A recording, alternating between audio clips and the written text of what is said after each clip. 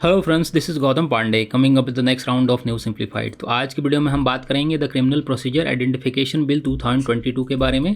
तो first of all जरा देखते हैं कि बिल आखिर न्यूज में क्यों है।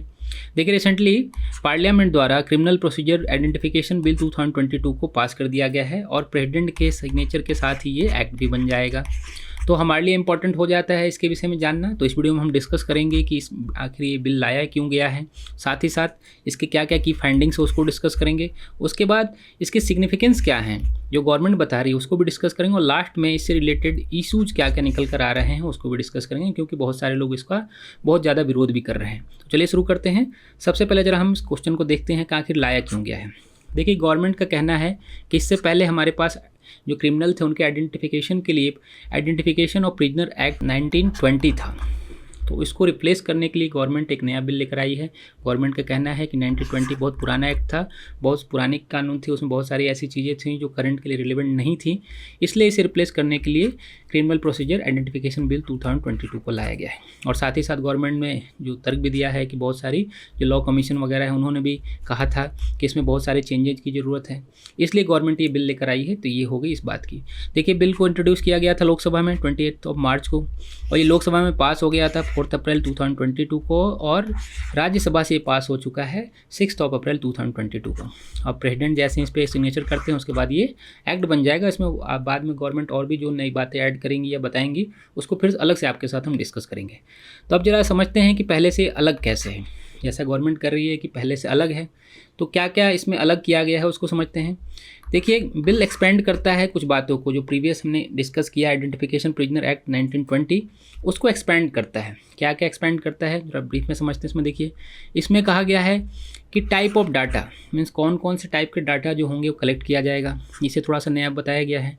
किसका डाटा होगा उसके विषय में बताया गया है कि पहले किसके डाटा सेलेक्ट किया जाता था, बाद में अब किसका किसका कलेक्ट किया जाएगा, फिर अथॉरिटी किसके पास होगी कलेक्शन की, या फिर डाटा स्टोर कहाँ किया जाएगा, इन सारी बातों को बताया गया है।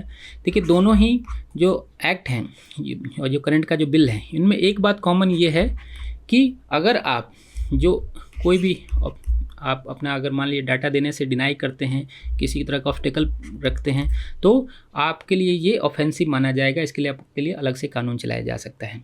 तो इस बात का आप ध्यान रखें कि दोनों में ही ऑफेंसिव माना गया है, ये पॉइंट इंपॉर्टेंट हो जाता है। तो इस पॉइंट को जरा अब हम डिटेल में समझते हैं कि क्या प्रीवियस में क्या था, करंट में क्या था, क्यों इतना ज़्यादा शोर शराबा हो रहा है, इसके लिए समझते हैं। देखिए, अगर 1920 की एक्ट की बात करें तो इसमें डाटा परमिटेड भी कलेक्टेड, कौन कौन सा डाटा कलेक्ट होते थे पहले, अब क्या क्या होगा इसको जरा डिटेल में समझते हैं। देखिए, पहले क्या होता था 1920 एक्ट के तहत कि सिर्फ फिंगरप्रिंट्स हो, फुटप्रिंट्स हो, या फिर फोटोग्राफ्स वगैरह शामिल किया जा सकता था डाटा में कलेक्शन में। लेकिन करंट का जो टाइम है, मॉडर्न ज़माना है, अब आप समझ सकते हैं करंट में क्या हो सकता है। बहुत सारे लोग अपने जो स्किन की सर्जरी वगैरह कराकर फोटोग्राफ्स वगैरह चेंज करा लेते हैं, कभी कभी फिंगरप्रिंट्स तक चेंज हो जाता है। तो इसलिए गवर्नमेंट अब नया डाटा ऐड करेगी, और ये 1920 जो 2022 वाला बिल है इसमें क्या क्या ऐड किया गया है इसको जरा डिटेल में देखते हैं। देखिए, सबसे इंपॉर्टेंट बात है कि इसमें फिजिकल और बायोलॉजिकल सैंपल को शामिल किया जाएगा। फिजिकल और बायोलॉजिकल में क्या क्या है, जैसा कि देखिए, बायोलॉजिकल अगर सैंपल की बात करें तो आपका ब्लड हो गया, आपका हेयर हो गया, आपका सीमेन हो गया, मीन्स ऐसी चीज़ें जो आप उसे चेंज नहीं कर सकते हैं उसे शामिल किया जाएगा। साथ ही साथ जो बिहेवियरल एप्टीट्यूड है उसमें जैसे सिग्नेचर हो गया, आपकी हैंड राइटिंग कैसी है, या फिर वे ऑफ वॉकिंग कैसा है, आप कैसे चलते हैं, इन सारी बातों को शामिल किया जाएगा। कुछ ऐसी चीज़ें जिसे कभी इंसान चेंज नहीं कर सकता है उसको शामिल किया जाएगा। तो ये तो बात हो गई डाटा से रिलेटेड। अब बात आई कि डाटा किसका कलेक्ट किया जाएगा। तो देखिए, प्रीवियस जो कानून था 1920 वाला, उसमें लिमिटेशंस थी। लिमिटेशंस ऐसी थी कि जो पर्सन कन्विक्टेड हैं, अरेस्टेड हैं, और मिनिमम 1 ईयर का जिनको इम्प्रिजमेंट होता है, किसी अगर कानून को आपने तोड़ा है 1 ईयर का होता है, मिनिमम 1 ईयर होता है या उससे अधिक का होता है, तब आपके डाटा को कलेक्ट किया जाता था, इनसाइड डाटा को। बट जो करंट की बात है उसमें गवर्नमेंट का कहना है कि जो कोई कन्विक्टेड हो या अरेस्टेड हो किसी भी ऑफेंस के लिए, आपने अगर मान लीजिए कोई छोटा मोटा कानून भी तोड़ा है तो उसके लिए भी आपके डाटा को, जो बायोलॉजिकल डाटा वगैरह है, उसे कलेक्ट किया जा सकता है। आप उसमें मना नहीं कर सकते हैं। अगर आप मना करते हैं कुछ कुछ कंडीशन में तो फोर्सफुली भी किया जा सकता है, जैसे कि अगर आपने क्राइम वुमेंस के अगेंस्ट हो, चाइल्ड के अगेंस्ट हो, या फिर ऐसे केसेज के लिए जिसके लिए 7 ईयर तक की इम्प्रीजमेंट हो सकती है, अगर वैसी कंडीशन में तो फोर्सफुली भी आपसे डाटा कलेक्ट किया जा सकता है। ये पॉइंट यहाँ पर ध्यान रखना है। फिर बात आती है कि क्या क्या बातें थी। देखिए, मजिस्ट्रेट की पावर को थोड़ा बढ़ा दिया गया है।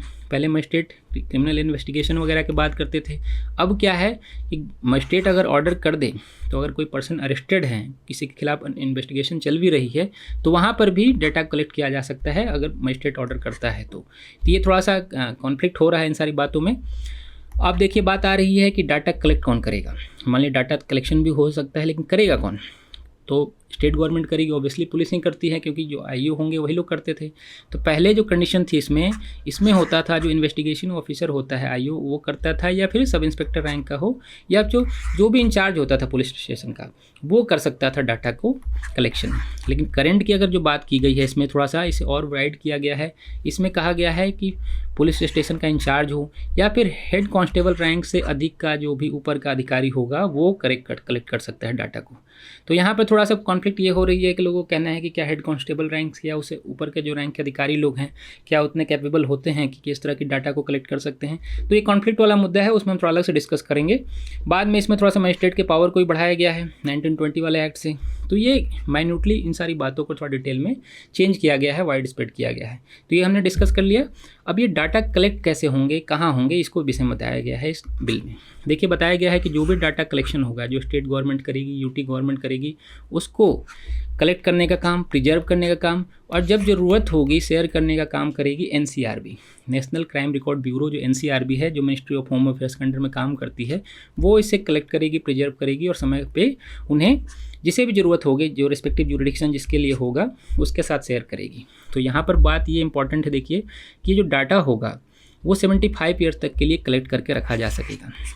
इसमें कुछ नॉर्म्स हैं, इसमें बताया गया है गवर्नमेंट ने कि कुछ ऐसे लोग हैं कि मान लीजिए कि अगर किसी को कन्विक्टेड थे, या किसी को कोर्ट से फ्री मिल गए, या जो वो केस से अपील से रिलीज हो चुके हैं, तो उनके डाटा को डिलीट कर दिया जाएगा। बट यहाँ पर कंडीशन ये है कि गवर्नमेंट का कहना है कि मान लीजिए किसी ने अगर एक बार क्राइम किया है, तो पहली बार क्राइम करने पर उसके डाटा को डिलीट कर दिया जाएगा। बट अगर कोई रेगुलर ऑफेंडर है तो उसके डाटा को डिलीट नहीं किया जाएगा, उसके डाटा को 75 ईयर तक प्रिजर्व करके रखा जाएगा कि जब भी ज़रूरत हो तब उसे फिर से क्रॉस चेक किया जा सके। तो ये सारी चीज़ें थोड़ा कॉन्फ्लिक्टेड हैं।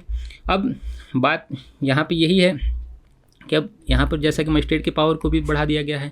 अब मजिस्ट्रेट आगे बढ़ के चाहे तो और ज़्यादा डिटेल में जाकर किसी को अरेस्ट बिना किए ही अगर इन्वेस्टिगेशन चल रही है तब भी हो। तो ये सारी चीज़ें थोड़ा सा कॉन्फ्लिक्टेड हैं। तो ये की फीचर्स हैं। अब जरा हम समझते हैं इसके सिग्निफिकेंस के बारे में, आखिर बिल इतना सिग्निफिकेंस क्यों है। क्योंकि देखिए, जो लोग इसके सपोर्टिव हैं इन्हें बहुत ज़्यादा सिग्निफिकेंस दिख रहे हैं इसमें, लेकिन जो लोग इसके अगेंस्ट में हैं उन्हें इसमें बहुत सारे इशू दिख रहे हैं, उसे भी हम डिस्कस करेंगे। तो अगर जरा सिग्निफिकेंस की हम बात करें तो गवर्नमेंट का कहना है कि अब मॉडर्न टेक्नोलॉजी यूज होंगे, जो भी मेजरमेंट वगैरह रिकॉर्ड वगैरह होंगे ये पूरे तरह से अप्रोप्रिएट होंगे, और जो डाटा का कलेक्शन वगैरह है वो सारे वाइड स्प्रेड हो चुका है। और क्या होगा कि जो थ्रेट वगैरह हैं, साइबर क्रिमिनल्स हैं या जो टेररिस्ट अटैक वगैरह होते हैं, उन सारी चीज़ों में कमी आ सकती है। और जो लॉ इन्फोर्समेंट एजेंसी वगैरह है मेरी हैं, वो ज़्यादा मॉडर्न होंगी, तो जो क्राइम रेट वगैरह कम होगा।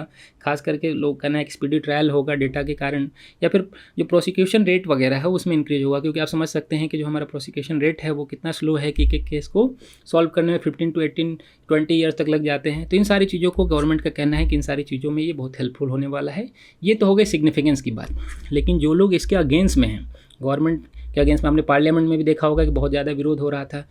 तो यहाँ पर देखिए बहुत सारे लोगों का अगेंस्ट है, उनका कहना है कि ये वायलेशन होगा जो हमारे फंडामेंटल राइट्स हैं, खास करके आर्टिकल 20 क्लॉज 3 या आर्टिकल 21 के जो सेक्शंस हैं वो बहुत सारे इससे वायलेट होते हैं।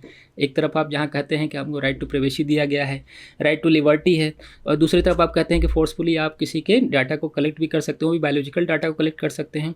तो ये थोड़ा सा कॉन्फ्लिक्टेड है। हो सकता है आने वाले दिनों में इसके अगेंस्ट में सुप्रीम कोर्ट भी लोग जाएँ, हाई कोर्ट भी जाएँ, तो ये आने वाले दिनों में पता चलेगा। फिर मुद्दा आता है कि डाटा जो आप एनसीआरबी मान लीजिए कलेक्ट करेगी, उसके जो प्रोटेक्शन होगा, कैसे आप प्रोटेक्ट करेंगे। कोई मतलब क्लियर डाटा नहीं है अभी तरह से, कि क्लियरिटी नहीं है कि कैसे होगा सारी चीज़ें, वो सारी चीज़ें गवर्नमेंट क्लियर नहीं कर रही है। तो ये एक थोड़ा सा मुद्दा है। फिर जो हेड कांस्टेबल वाला बात है कि जो डाटा कलेक्ट कौन करेगा, क्या ऑलरेडी वो इतना ट्रेंड है या इतना कैपेबल है कि उस तरह के डाटा कलेक्ट कर सकता है। तो ये छोटी मोटी बातें हैं जो इससे रिलेटेड कॉन्फ्लिक्ट को, इशू को रेज कर रही हैं।